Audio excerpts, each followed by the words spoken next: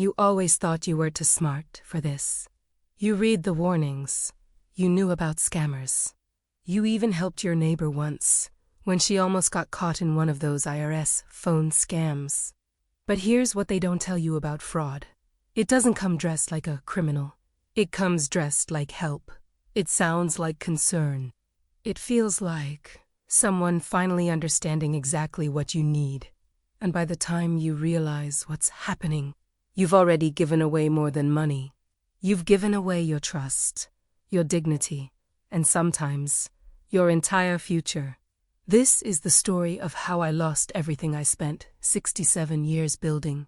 Not in one catastrophic moment, but in a series of small decisions that felt completely rational at the time. If you stay with me through this, you'll learn the warning signs I missed, the red flags I explained away, and the exact words they used to make me believe I was doing the right thing. Because the scariest part isn't that it happened to me. It's how easily it could happen to you. I never imagined I'd be the kind of person telling this story. My name is Margaret, and for most of my life, I prided myself on being practical. I taught high school mathematics for 34 years. I balanced budgets, managed investments with my late husband Richard, and raised 2 daughters who went on to successful careers. After Richard passed away in 2019, I was lonely but managing. The house was paid off. I had my teacher's pension. And Richard's life insurance had left me with about $380,000 in savings. Not wealthy by any means, but comfortable, secure, or so I thought. The first few years alone were the hardest. My daughters, Jennifer and Susan, both lived out of state. Jennifer in Seattle with her tech job, and young twins, Susan in North Carolina, with her own demanding career in hospital administration. We talked on the phone every week, sometimes twice a week, but it wasn't the same as having someone there. The house felt too big, the silence too loud. I filled my days with volunteering at the library, taking watercolor classes, meeting friends for lunch. But at night, sitting in that empty house, I felt the weight of solitude pressing down on me. By late 2023, I'd started having some health concerns.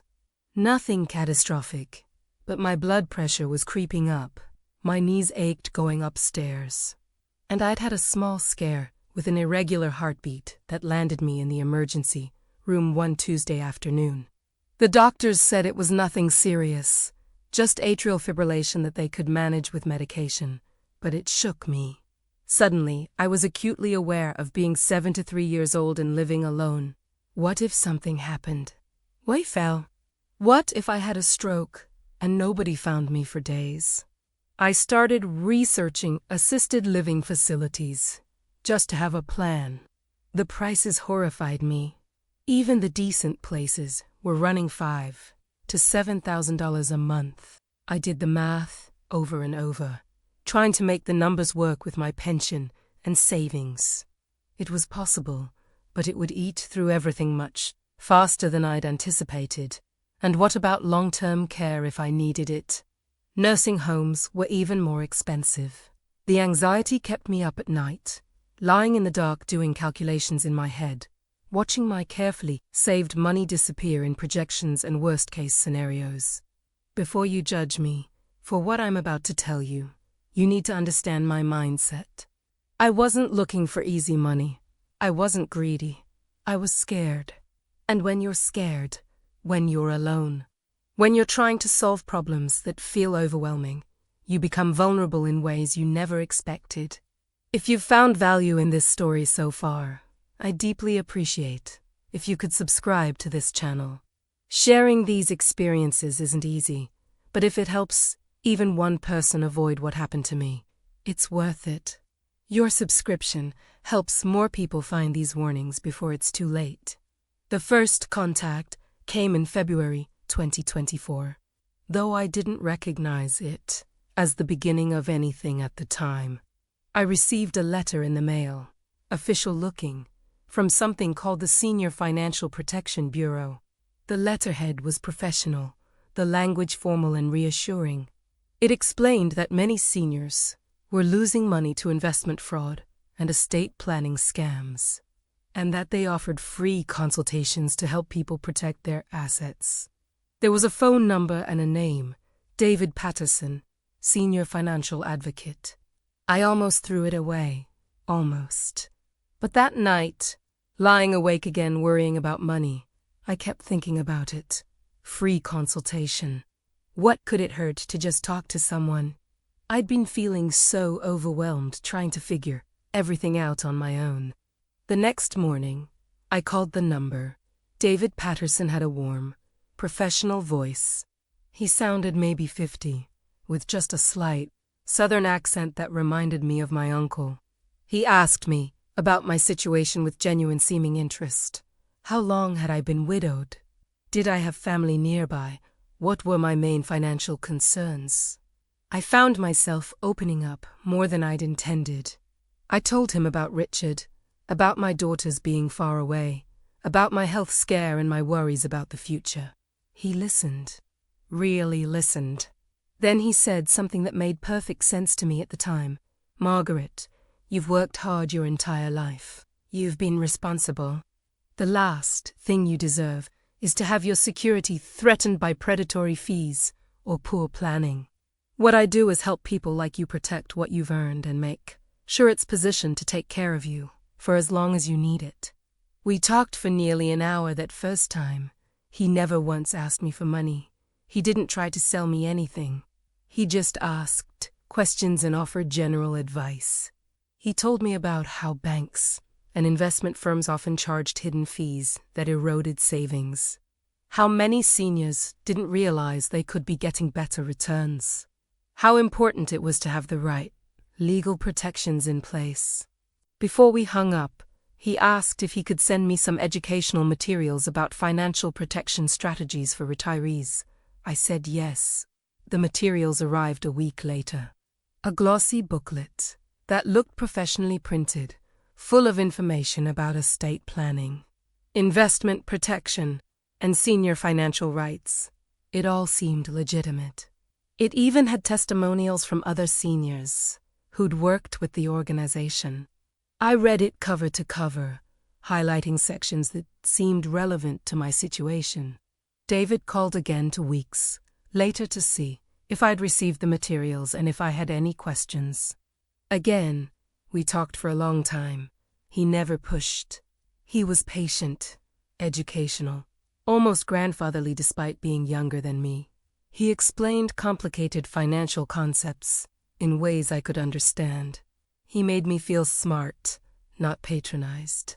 By the end of that conversation, when he suggested we set up a more formal consultation to review my specific situation, I agreed without hesitation.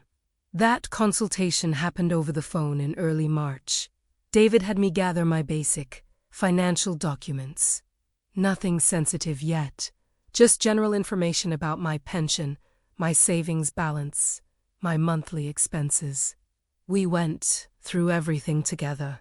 He asked about my will, my power of attorney designations, my beneficiary designations on accounts.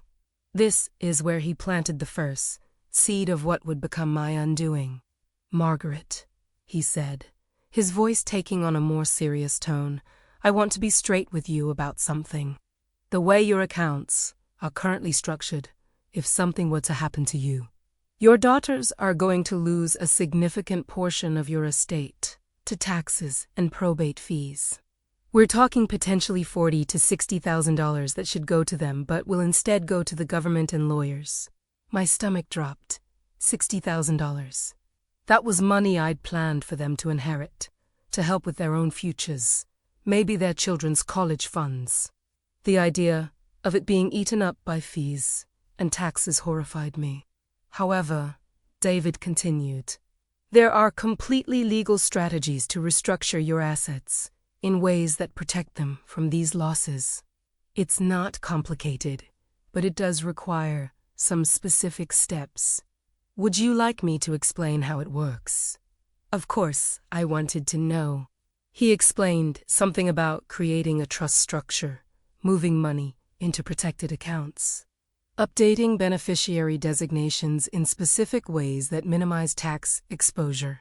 It sounded complicated but not suspicious.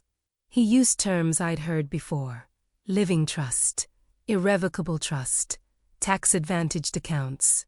He made it sound like something any smart person would do and foolish to ignore. The thing is, he said, most banks and traditional financial advisors won't tell you about these strategies because they make more money off your fees the way things are currently set up. That's why we exist. As an independent advocacy organization, we're not tied to any bank or investment company. We just help people like you navigate the system. That made sense to me. I'd always been a little suspicious of big banks and their fees. The idea that there was someone on my side, someone who could help me protect what was mine, felt like exactly what I needed. What would be the next step? I asked. Well, first we'd need to do a comprehensive asset protection analysis. That involves a small administrative fee, about $450, which covers the legal documentation review and the setup of your protection framework. Think of it like paying for a really thorough estate planning consultation, except we're going to implement it for you, not just give you advice. $450. It seemed reasonable for that level of service. Estate attorneys charged way more than that just for basic consultations. I told him I needed to think about it. Absolutely. David said, "This is your money and your future. You should never rush into anything." But Margaret, I do want you to understand something. The longer your assets remain unprotected in their current structure, the more vulnerable they are.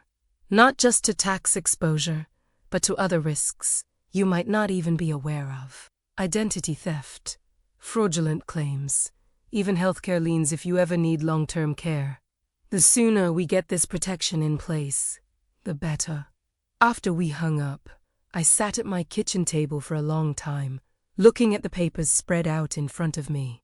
$450 to protect $380,000.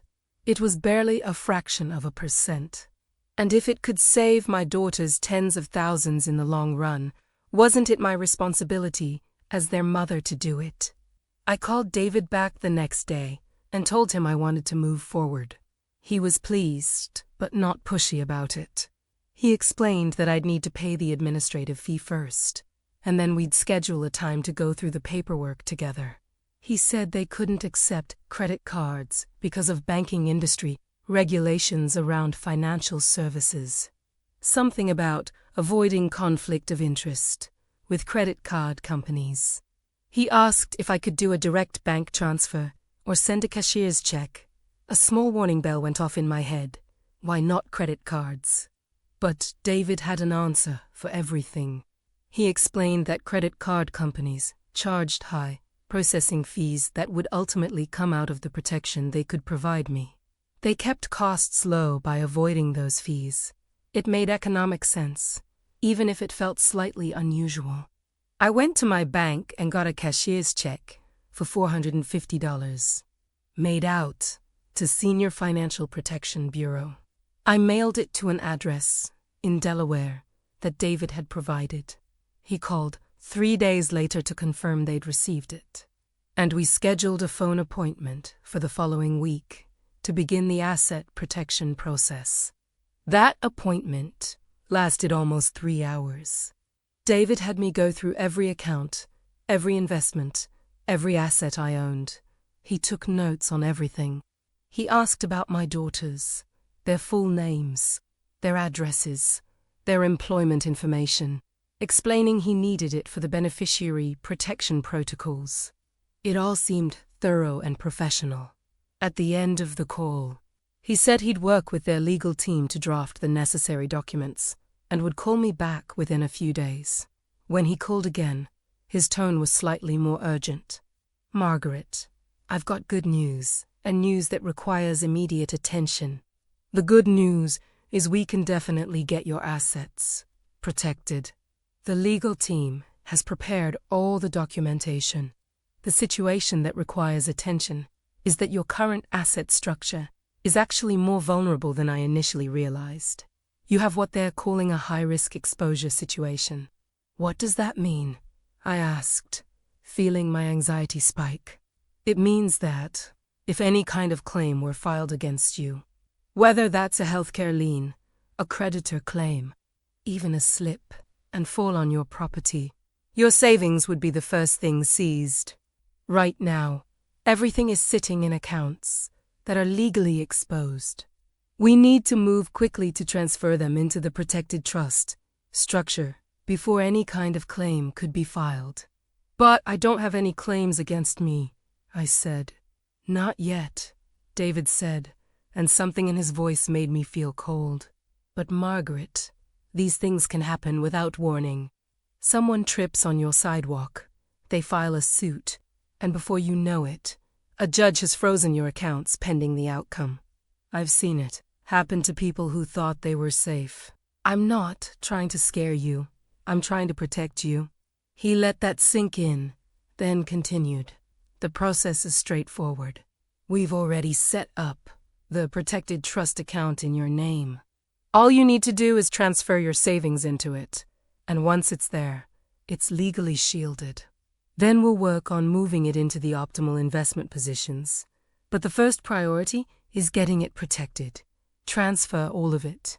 I asked, my heart starting to pound. Not everything at once, if you're not comfortable with that. We could start with the bulk of it, maybe $300,000, and keep $80,000 in your regular, checking for immediate expenses. Once you see how the protection works and you're comfortable, we can move the rest. $300,000. I'd never moved that much money at once in my life. But if it was protecting it, if it was keeping it safe from risks I hadn't even known existed, wasn't that the smart thing to do? How exactly does the transfer work? I asked. David walked me through it step by step. He'd email me the account information for the trust account. I'd go to my bank and initiate a wire transfer to that account. Simple, standard. He emphasized that the account was in my name, under my social security number, legally mine, just restructured for protection. I know this feels like a big step, David said, his voice gentle and understanding. And if you need to talk to your daughters about it first, I completely understand. Though I will tell you, many of my clients prefer to have this protection in place before discussing it with family, just because it's already done and they can present it as accomplished fact, rather than something they're considering. Families sometimes have opinions that aren't always in your best interest, especially when it comes to inheritance planning. That struck a chord with me. I loved my daughters, but Jennifer in particular had always been a little controlling about my finances. After Richard died, she'd wanted me to move into a smaller place, immediately, to downsize before I was ready. She meant well, but sometimes she treated me like I couldn't make my own decisions. The idea of taking care of this myself, of being able to tell her it was already handled, appealed to me. Let me think about it overnight. I told David, of course. He said, just remember, every day that passes is another day of exposure. But you do what feels right for you. That night, I barely slept. I kept going over everything in my mind. The logic made sense. The risk of doing nothing seemed greater than the risk of taking action. David had never been anything but professional and helpful. The organization had sent official-looking materials. They'd done a comprehensive analysis. Everything pointed toward this being legitimate. The next morning, I made my decision. I called David and told him I wanted to move forward. He emailed me the account information within an hour. I printed it out, put it in my purse, and drove to my bank. At the bank, I asked to speak with a representative about making a wire transfer. The young woman who helped me, she couldn't have been more than 30, asked for the details. When I told her I wanted to wire $300,000, her expression changed slightly. Mrs. Holloway, that's a very large transfer. May I ask what this is for?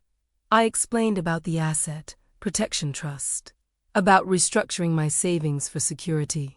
She asked for the account information and looked at it for a long moment. "This is going to a business account, not an individual trust," she said carefully. "Are you sure about this?"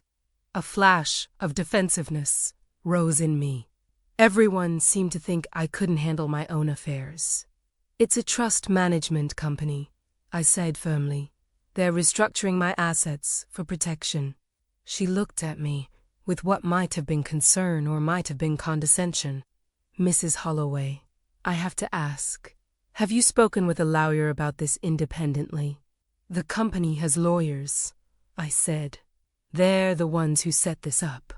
She paused, clearly wanting to say more, but constrained by whatever policies the bank had. "I have to advise you that we recommend consulting an independent attorney before making any large transfers for investment or asset protection purposes. We also need to verify that you're not under any duress or pressure." I felt insulted. "I'm not senile," I said, more sharply than I intended. "I'm making an informed decision about my own money." She nodded slowly. "Of course. I just need you to sign a form acknowledging that you've been advised of the risks and are proceeding of your own free will." I signed the form. She processed the wire transfer. $300,000. Gone from my account in seconds, moved to an account number in Delaware that I'd never seen before except on a piece of paper David Patterson had emailed me. As I drove home, I felt a strange mix of emotions. Relief that I'd taken action to protect myself. Anxiety about having moved so much money at once. But mostly, I felt proud. I'd done something difficult and important without needing anyone's permission or approval. I was taking control of my future. David called me that evening to confirm the funds had arrived in the protected trust account. He was enthusiastic, congratulating me on making such a wise decision. He said the next step would be working with their investment specialists to position the money for optimal growth while maintaining the protection. "There's going to be a brief holding period," he explained, "while the trust account goes through verification processes. That's standard for any new trust establishment. During that time, the funds are secure but not actively invested yet. That should clear within 7 to 10 business days, and then we'll schedule another call to discuss investment allocation." 7 to 10 business days. That seemed reasonable. Everything seemed reasonable. I went to bed that night, feeling like I'd accomplished something important, like I'd secured my future in a way Richard would have been proud of. The first crack appeared for days later. I called David to check on the verification process. His number went to voicemail. I left a message. He didn't call back that day or the next. By the third day, I was starting to feel uneasy. I called again, left another message. Nothing. I tried to log into my bank account online to verify the transfer details. The wire transfer confirmation was there, showing the money had been sent to the account number David had provided. I tried calling the number on the original letter from the Senior Financial Protection Bureau. It rang and rang, then disconnected. The uneasiness was becoming fear. I called my bank and asked to speak with a manager. I explained the situation. The manager, a middle-aged man named Robert Chun, asked me to come in immediately. In his office with the door closed, he asked me to go through everything from the beginning. As I told him the story, I watched his expression become graver. When I finished, he was quiet for a long moment. "Mrs. Holloway," he finally said, "I need to be direct with you. Based on what you're describing, this has all the hallmarks of an advance fee fraud scheme. The inability to reach your contact, the pressure to move large sums quickly, the warnings about your money being at risk, the requests for wire transfers instead of more traceable payment methods. These are classic red flags." My hands were shaking, but the materials looked official. He knew so much about financial planning. It all made sense. These operations are sophisticated, Mr. Chun said gently. They research their targets. They use professional-looking materials. They're very good at what they do. I'm so sorry, but we need to act quickly. I'm going to file a wire fraud report with our fraud department immediately and contact the receiving bank to attempt a reversal. But I have to be honest with you. Once funds leave our institution via wire transfer, recovery is extremely difficult. The room seemed to tilt. $300,000. My entire security. Richard's life insurance. Everything we'd saved. Gone. What do? I whispered. Over the next few days, I did everything they told me. I filed a report with the FBI's Internet Crime Complaints Center. I contacted the Federal Trade Commission. I filed a police report with my local department. I tried repeatedly to reach David Patterson, the senior, Financial Protection Bureau, anyone associated with what I now understood had been a scam. The phone numbers were disconnected. The address in Delaware turned out to be a mailbox, rental service. The website for the senior Financial Protection Bureau disappeared from the internet as if it had never existed. The bank in Delaware, where my money had been sent, reported that the account had been emptied within hours of my wire transfer arriving. The funds moved through a series of overseas accounts that made them effectively impossible to trace. I hadn't told my daughters yet. I couldn't face it. The shame was overwhelming. How could I have been so stupid? How had I fallen for something so obvious? In retrospect, I was a math teacher, for God's sake. I'd spent decades teaching students about logic and critical thinking, and I'd handed over my life savings to a stranger on the phone because he'd been nice to me and made me feel smart. But then, a week after realizing I'd been scammed, something happened that made me think maybe there was still hope. I received an email from someone named Robert Sanchez, who identified himself as an investigator with the Financial Crimes Recovery Division. He said he'd been assigned to my case and had made significant progress in tracing my funds. He wanted to schedule a call to discuss recovery options. I replied immediately. We spoke that evening. Robert Sanchez sounded professional, official, sympathetic to what I'd been through. He explained that the FBI had partnered with international banking authorities, and they'd successfully frozen a large portion of my stolen funds in an offshore account. Mrs. Holloway, he said, I have very good news. We've managed to secure $240,000 of your money. That's the maximum we could recover before the trail went cold, but it's still the vast majority of what you lost. I started crying. $240,000. It wasn't everything, but it was enough. It was survival. How do I get it back? I asked through tears. There's a process, Robert explained, because the funds were frozen in an international account. There are release fees that have to be paid to the foreign banking authority before they'll transfer the money back to you. It's frustrating, I know, but it's the only way to get your money returned. Something in my stomach twisted. Fees. How much? $12,000. I know that seems like a lot, but compared to the $240,000 you're getting back, it's a small price to pay. And Mrs. Holloway, I need to be clear. This is a limited time offer. The frozen account will only remain secured for 72 hours.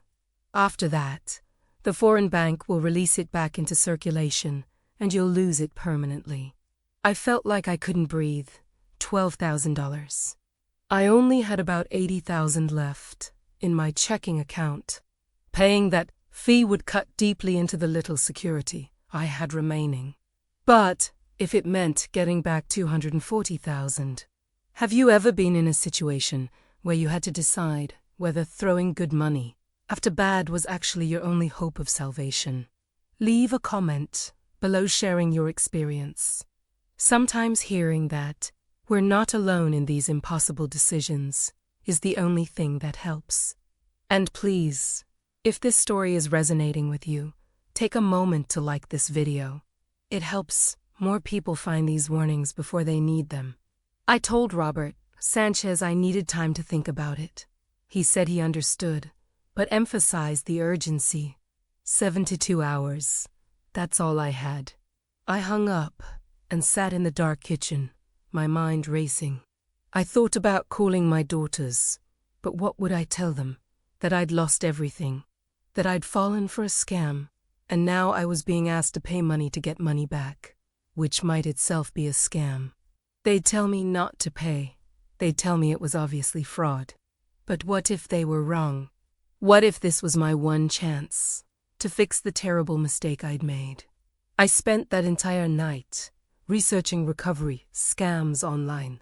That's when I learned the term, a second-stage scam, where criminals come back to victims pretending to be able to recover their stolen funds, only to steal more money. It was a documented pattern. The FBI website specifically warned about it. But the websites also showed legitimate recovery cases. People who had gotten their money back through international cooperation. It happened. It was possible. And Robert Sanchez had known details about my case that he couldn't have known unless he was really investigating it, or unless he was part of the original scam. The next morning, my hands shaking, I called the FBI field office that I'd filed my original report with. I asked to speak with someone about my case. After being transferred twice, I reached an agent named Williams who pulled up my file. "Mrs. Holloway," she said, "I'm looking at your case now. I want to be very clear with you. We do not have anyone named Robert Sanchez working recovery on your case. We do not ask victims to pay fees to recover stolen funds. If someone has contacted you claiming to be from any law enforcement or recovery agency and is asking you for money, that is a continuation of the original fraud." The floor dropped out from under me. "But he knew everything about my case," I said weakly. "Details I didn't make public. Because he's almost certainly connected to the people who scammed you the first time," Agent Williams said. "They have all your information. They know you're vulnerable and desperate. They're coming back for whatever you have left." I hung up and stared at my phone. I'd come within hours of sending another $12,000. The realization of how close I'd come to losing even more made me physically ill. I ran to the bathroom and vomited. When I came back to the kitchen, there was another email from Robert Sanchez. The subject line read, "Urgent, only 48 hours remaining to secure your recovered funds." I deleted it without opening it. But here's what I couldn't delete, couldn't escape. The knowledge that I'd lost $300,000 and there was no one coming to save me. No recovery. No frozen offshore accounts. No international banking cooperation. Just me, with $80,000 left, trying to figure out how I was going to survive the rest of my life. I finally called Jennifer. Through tears, I told her everything. She was horrified, sympathetic, and then, as I'd feared, angry. Not angry at me exactly, but angry at the situation, angry at the criminals. Angry at herself for not being closer, for not checking in more frequently. She said she'd fly out the next week. She said we'd figure it out together. But I knew the truth. There was nothing to figure out. The money was gone. And with it, any hope of the comfortable, secure retirement I'd spent decades working toward. That should have been the end of the story. The devastating lesson learned. The cautionary tale about trusting the wrong person. But it wasn't the end. 3 weeks after my conversation with Jennifer, I received a certified letter from a law firm I'd never heard of. Inside was a notice that I was being sued by someone named Patricia Morrison, who claimed that my late husband Richard had borrowed $45,000 from her in 2018 and never repaid it. She was seeking judgment against his estate, which meant against me. I stared at the letter in complete confusion. Richard had never mentioned anyone named Patricia Morrison. We'd been married for 48 years. I knew about all our debts, all our finances. This made no sense. I called the law firm whose name was on the letter. A receptionist took my information and said an attorney would call me back. When he did, 2 days later, he explained that Ms. Morrison had documentation of the loan, including what appeared to be Richard's signature on a promissory note dated March 2018. That's impossible, I said. Richard was already showing signs of early dementia by then. He wasn't making financial decisions without me. The signature on the document has been authenticated by a handwriting expert, the attorney said. If you're disputing the debt, you'll need to retain counsel and present your case. But I should inform you that Ms. Morrison is prepared to file a lien against your property pending the outcome. A lien on my house, the only asset I had left. I hired a lawyer, which cost me $3,000 I couldn't afford. She reviewed the case and delivered bad news. Margaret, this could be legitimate. The promissory note looks real. The signature analysis says it's Richard's handwriting. If we fight this and lose, you could be liable for the debt plus legal fees and court costs. We're talking $60,000 to $70,000 potentially. I don't have $70,000, I said. I have $80,000 total. That's all I have left in the world. My lawyer looked at me with pity. I understand. The other option is to settle. Ms. Morrison's attorney has indicated she'd be willing to accept $30,000 to resolve the claim immediately and release any potential lien. $30,000 to make a claim go away that might not even be real. But if I fought it and lost, I'd be in even worse shape. This is where I was, 3 months after the original scam.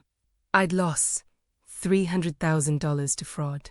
Now I was potentially losing $30,000 more to a claim that appeared out of nowhere, perfectly timed to prey on someone who no longer had the resources to fight. And in the back of my mind, a terrible question was forming. Was this connected? Was Patricia Morrison even real? Or was this yet another layer of the same scheme, finding new ways to extract money from someone who'd already been stripped bare? I had no way to know. And that uncertainty, that feeling of being unable to trust anything or anyone anymore, was almost worse than the financial loss itself. I stood in my kitchen, looking at the settlement demand, and realized something that made my blood run cold. The law firm's address, Delaware, the same state where I'd wired my $300,000, and the name of the attorney who'd called me, Mark Patterson. David Patterson had been the name of the man who'd scammed me the first time. Was this coincidence? Or was I staring at proof that this was all part of the same elaborate operation? A scheme that hadn't just taken my money once, but was systematically designed to come back and take everything I had left, piece by piece, until there was nothing. I picked up the phone to call my lawyer back, my hands shaking so badly I could barely dial. But before I could press the call button, I received a text message from an unknown number. It said, "Margaret, this is David. We need to talk about Patricia Morrison. I can help you. Call this number." And that's where everything I thought I understood about what had happened to me began to fall apart.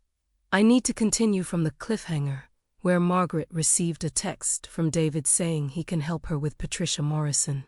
This needs to be written in first person, continuing the narrative flow, with no breaks or meta-commentary. I need to resolve the story with revelations about the full scheme, show the consequences, the struggle for justice, and end with reflection and CTAs. The story should maintain the emotional weight, while providing closure and educational value about elder scams. I hesitated before responding to David's text, my fingers trembling over the phone screen. Something felt off, but desperation clouded my judgment. When I called the number back, A sophisticated voice explained that Patricia Morrison was part of an elaborate network of scammers targeting vulnerable seniors. They claimed they could help me recover some of my lost funds, but would need an initial processing fee of $2,500. My heart sank. I realized this was another layer of the same cruel scheme. My entire life, savings were gone, and now even the promise of recovery was another trap. My children were devastated. My son, Mark, had to take out a second mortgage to help cover my living expenses. And my daughter, Sarah, could barely look me in the eye. Consumed by guilt and anger that she hadn't protected me sooner, I decided to fight back. With Mark's help, we filed detailed reports with local police, the FBI's Internet Crime Division, and my bank. Each bureaucratic step felt like climbing a mountain. Endless forms, repeated stories, skeptical officials who seemed more interested in paperwork than justice. Bank representatives suggested I was partially responsible, implying my own naivety made me culpable.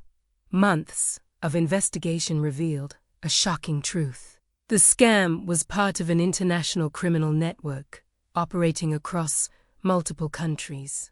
Through painstaking digital forensics, investigators trace some transactions to servers in Eastern Europe.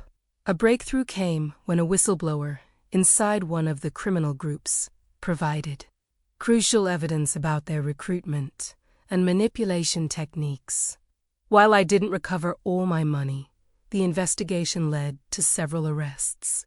The legal system moved slowly, but knowing these criminals would face consequences brought a sense of closure.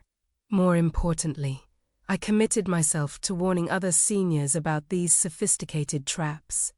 I now speak at community centers, sharing my story with brutal honesty. I want others to recognize the red flags: unsolicited contact, promises of easy money, pressure to act quickly, requests for personal information. My experience taught me that vulnerability isn't weakness. It's a human condition that predators exploit. To anyone watching, stay vigilant, talk to your family. Question everything. Your financial safety matters. Like this video. Share it. Comment your own experiences. Together, we can protect our community. I stared at that text message for what felt like an eternity. Every rational part of my brain was screaming not to respond. This was obviously another trap.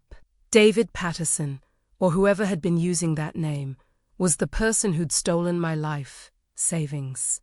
Now he was texting me, claiming he could help with what was almost certainly a fake lawsuit that was probably part of his original scheme. But there was a small, desperate part of me that couldn't let go. What if I was wrong? What if this was actually someone trying to expose the fraud? What if there was information I needed to hear? I'd already lost everything. What more could they take? I know what you're thinking. You're screaming at me through your screen not to call. You're right.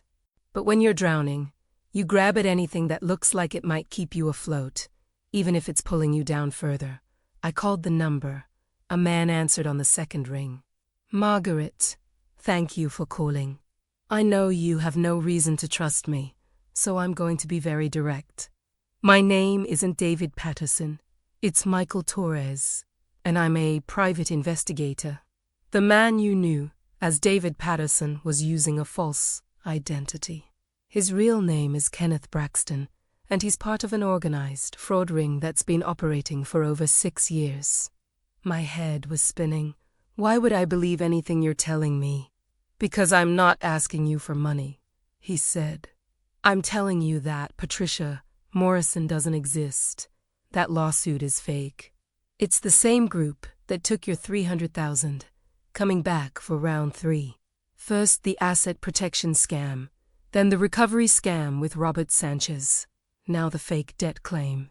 They work in stages, targeting the same victims repeatedly until there's nothing left to take. If you're really an investigator, why didn't you stop them from taking my money in the first place? Because I didn't know about you until recently. I've been tracking this group for 18 months, working with victims across 7 states. Your name came up in connection with several wire transfers that matched their pattern. When I saw the Morrison lawsuit filing, I knew they were coming back for you. I sat down heavily in the kitchen chair. How do you know about the lawsuit? Because I've seen them file 11 others just like it over the past year. Same story. Debt from a deceased spouse. Documents that look legitimate. Always demanding a settlement that's just under the amount they know the victim has left. The signature authentication, the legal letterhead, all of it is fabricated. They're very good at creating paper trails that look real. So what do? I asked, and I hated how weak my voice sounded. First, do not pay that settlement.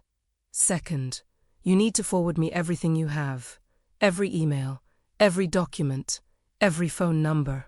I'm building a case with the FBI that's getting close to indictments. Your evidence could be crucial. And third, you need to tell me everything you haven't reported yet. Because I guarantee there are details you left out of your police report that might be the piece we need. Over the next 2 hours, Michael Torres and I went through everything. He asked questions I hadn't been asked before. About timing, about specific phrases David had used, about technical details of the wire transfer. He seemed to know things about the scam that I hadn't told anyone. The senior Financial Protection Bureau letterhead you received, he said. Was there a logo in the upper right corner that looked like an eagle over a shield? Yes, I said, surprised. How did you know that? Because they've used that same logo with at least 4 to 7 victims. They create these fake organizations, use them for a few months, then dissolve them and create new ones. Senior Financial Protection Bureau, National Asset Security Foundation, American Retirement Defense Council. Different names, same logo, same operation. He explained how the scheme worked. They purchased lists of recent widows and widowers from data brokers, cross-referenced with property records and pension information to identify people with significant savings. They sent letters to hundreds of potential victims. Most threw them away, but a small percentage called the number. Those people became targets. They're patient, Michael said. They build trust over weeks or months. They never rush the initial contact. By the time they ask for money, you're an advisor, even a friend. That's why it works. They're exploiting loneliness as much as they're exploiting financial vulnerability. I wasn't lonely, I said defensively, then stopped. I was, but I didn't think I was vulnerable to this. Nobody does, Michael said gently. That's the whole point. The people who fall for these scams aren't stupid or senile. They're normal people in normal circumstances who get caught at a vulnerable moment. The criminals are just very good at finding that moment. He told me he'd send me a secure link to upload all my documents, and that he'd be in touch within a week. Before we hung up, I asked him the question that had been burning in my mind. Will I ever get my money back? There was a long pause. Honestly, Margaret, probably not. These groups move money through so many layers of international transfers that recovery is almost impossible.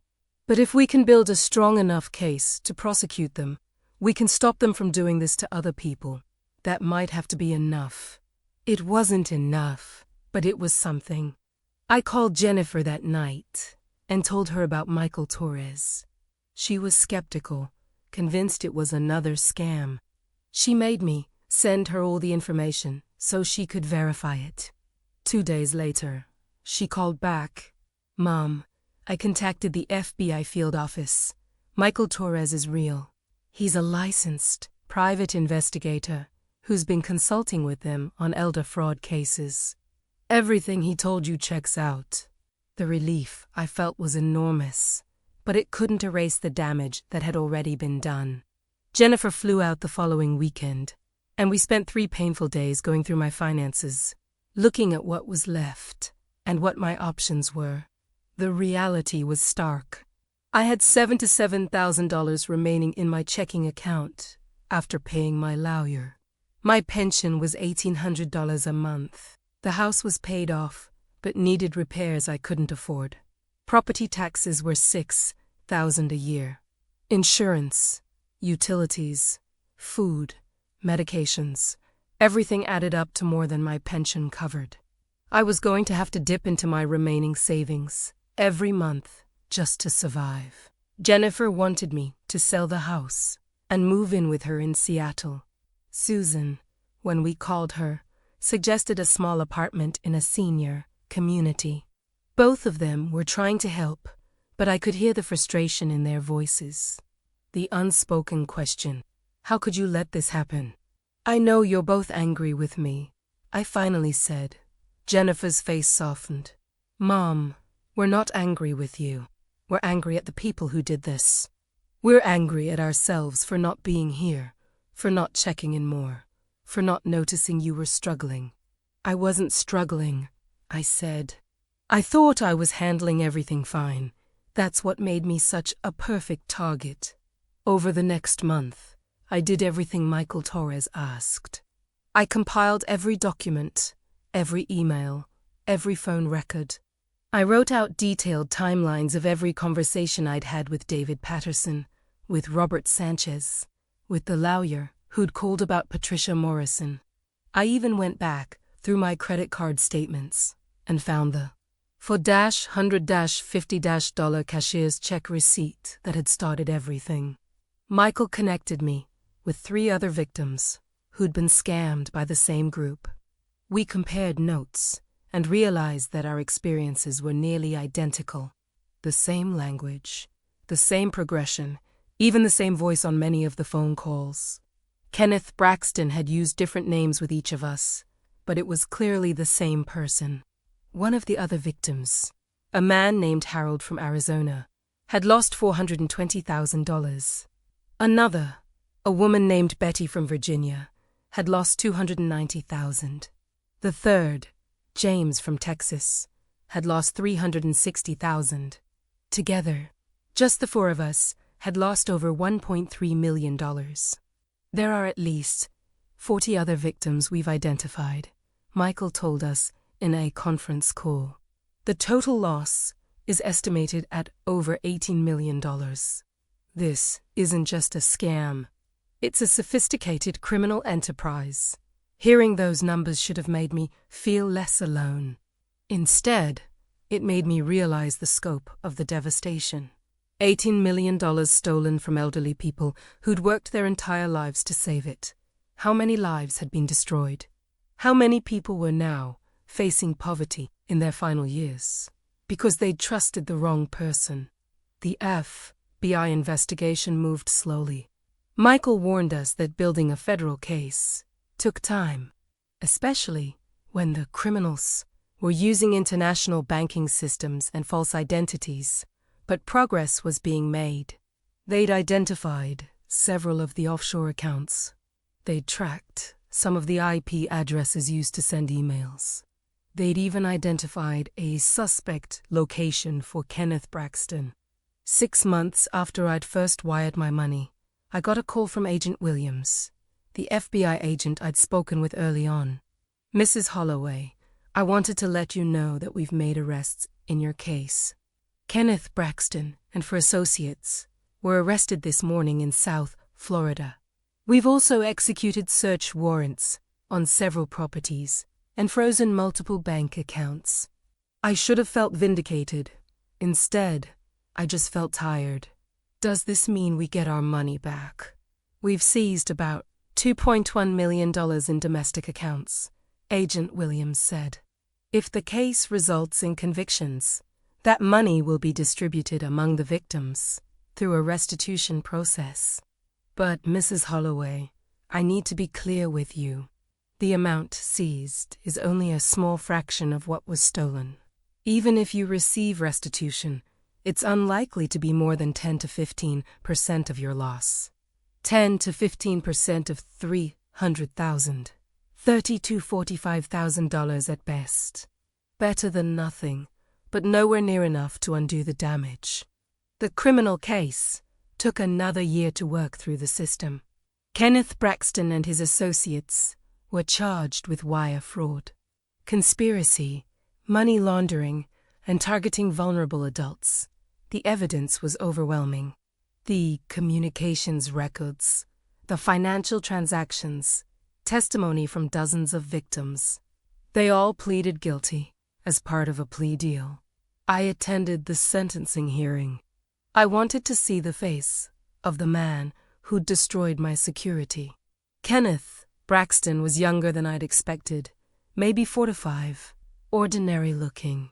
The kind of person you'd pass on the street without a second glance. When the victims were given a chance to make impact statements, I stood up. My hands were shaking as I read from the paper I'd prepared. You didn't just steal my money. You stole my sense of safety. You stole my ability to trust people. You stole the future I'd planned, the security I'd worked 6 to 7 years to build.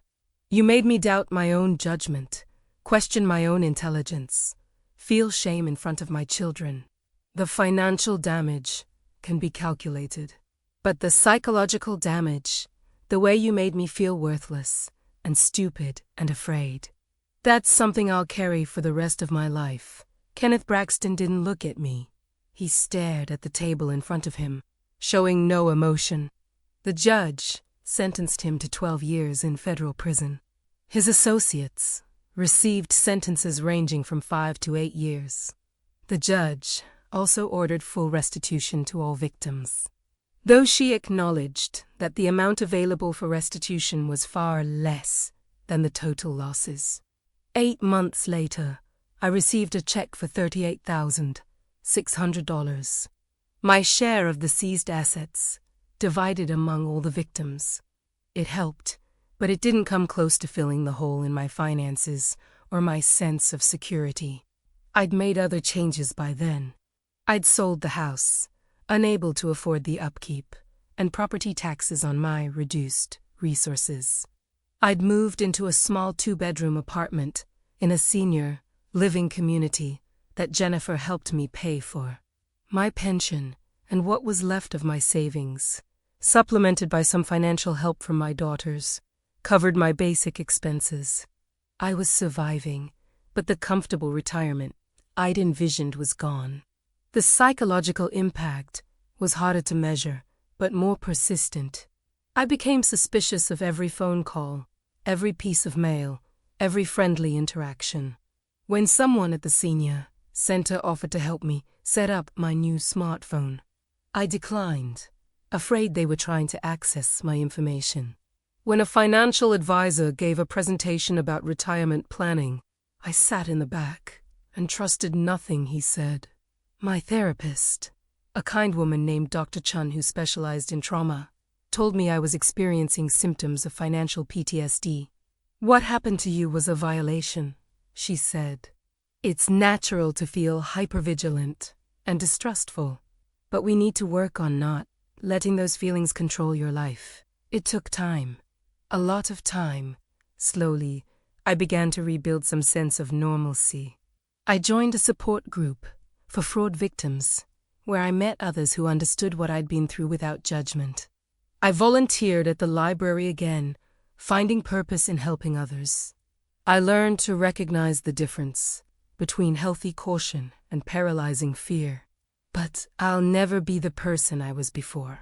That version of Margaret, the one who thought she was too smart to be scammed, doesn't exist anymore. I've been replaced by someone more cautious, more aware of her own vulnerabilities, more conscious of how easily any of us can be manipulated under the right circumstances. What I've learned, what I need you to understand, is that these scams work not because the victims are stupid, but because the criminals are skilled. They're professional manipulators who study psychology, who understand how to build trust and exploit fear. They target specific vulnerabilities at specific times. They're patient and convincing and very, very good at what they do. Let me tell you the warning signs I missed. The red flags that should have stopped me but didn't. First, The initial contact came to me. Legitimate. Financial advisors don't send letters to strangers offering to help. If someone reaches out to you unsolicited, especially with offers to protect or grow your money, be immediately suspicious. Second, David Patterson built a relationship before asking for money. He spent weeks gaining my trust, making me feel understood and valued. That's not normal business practice. It's a grooming technique. Third, he used fear as a motivator. The constant warnings about my money being at risk, about time running out, about threats I didn't even know existed. Legitimate. Professionals don't operate by making you afraid. Fourth, the payment methods were unusual. No credit cards, only wire transfers and cashier's checks. That's because those payment methods are nearly impossible to reverse or trace. If someone won't accept standard payment methods, that's a massive red flag. Fifth, he discouraged me from consulting others. He suggested I make decisions before talking to my daughters, before involving anyone else. Isolation is a key tactic in fraud. Legitimate. Advisors encourage you to seek second opinions. Sixth, everything moved to urgency once money was involved. The verification periods, the limited time offers, the 72-hour deadlines. Creating artificial urgency is designed to prevent you from thinking clearly or seeking advice. Seventh, when I tried to verify information independently, I encountered obstacles. The phone numbers disconnecting, the website disappearing, the inability to reach anyone. Legitimate organizations are easy to verify. And finally, the second stage scams. The recovery offer from Robert Sanchez. The fake lawsuit from Patricia Morrison. Once, criminals know you're vulnerable. They call me back. They know you're desperate to fix what happened, and they exploit that desperation ruthlessly.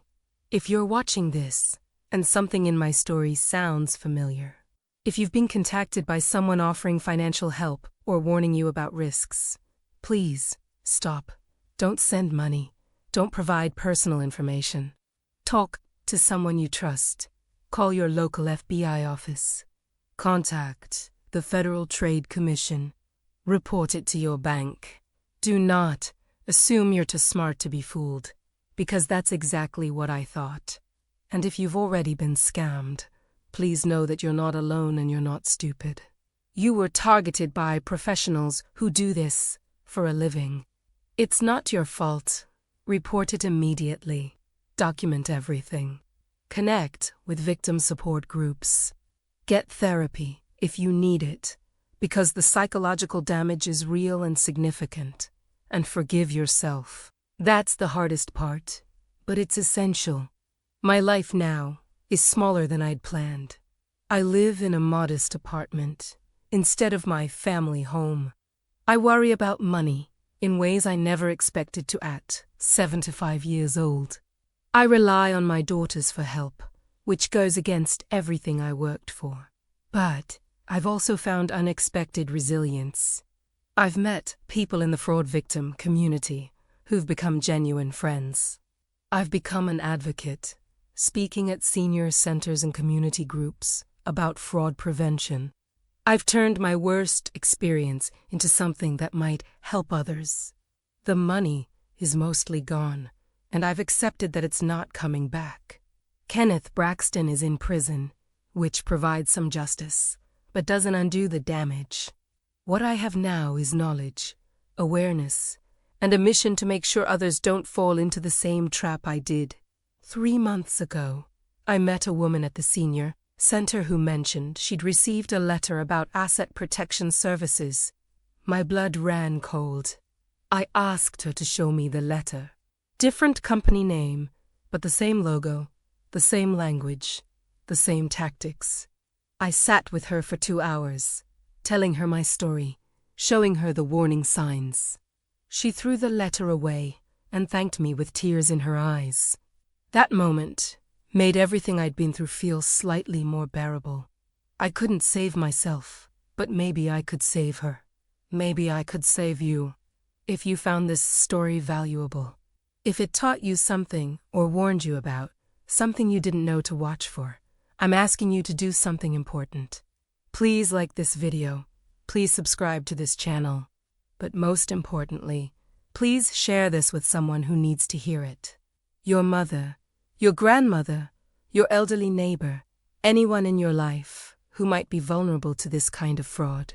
Leave a comment below telling me what warning signs you recognized or what additional information you'd like to know about protecting yourself or your loved ones. This community exists to support each other and share knowledge that can prevent these crimes. And if you're able and willing, consider supporting this channel through the donation links in the description.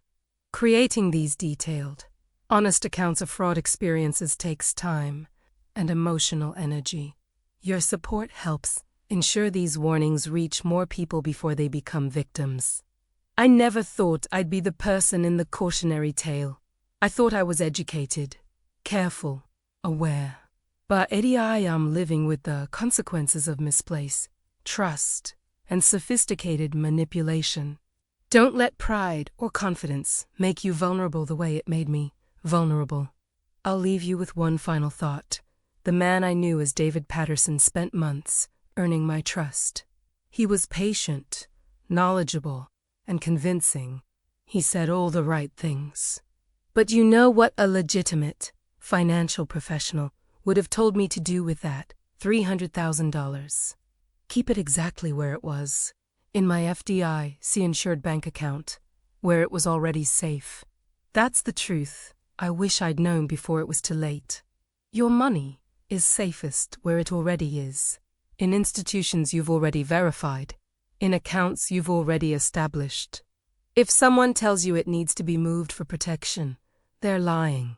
If someone tells you there's a better way to protect or grow it that requires moving it quickly, they're lying.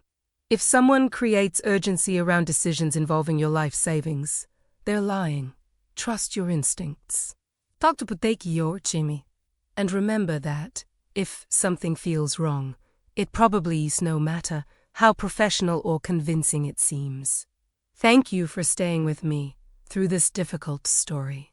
If sharing my pain prevents even one person from experiencing this devastation, then maybe there's some redemption in what happened to me. Take care of yourself and the vulnerable people in your life. And never, ever assume it couldn't happen to you, because that's exactly what I thought. What warning signs have you noticed in your own life, or with elderly family members? Share your experiences in the comments below. Together, we can create a community of awareness that protects all of us from these predators. And please, if you know someone who needs to hear this story, share this video with them today. It might be the warning that saves their future.